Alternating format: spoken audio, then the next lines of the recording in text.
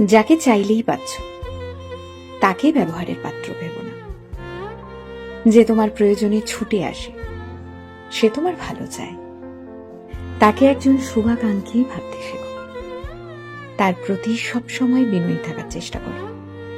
যে তোমার ভালো সময়ের খোঁজ না রাখলেও খারাপ সময়ে এসে কাঁধে হাত রেখে বলে সব ঠিক হয়ে যাবে। মা ছাড়া নিঃস্বার্থভাবে সবাই ভালোবাসতে জানে না, তাই যদি কেউ স্বার্থ ছাড়া তোমাকে ভালোবাসে তবে তার মূল্যায়ন করতে শেখো। মনে রেখো, তুমি একজন শুভাকাঙ্ক্ষী হারালে মানে তুমি একটা বিশ্বস্ত কাঁধ হারালে।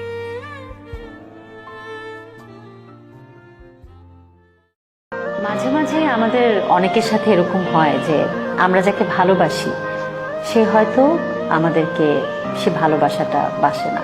আমরা তখন কষ্ট পাই এবং সে মানুষটার কাছে ভালোবাসা ভিক্ষা চাই অথবা তার কাছ থেকে ভালোবাসাটা রিটার্ন চাওয়া শুরু করি এবং সৃষ্টিকর্তার কাছে বারবার রিকোয়েস্ট করতে থাকি যে সেই মানুষটা যেন আমাকে ভালোবাসে।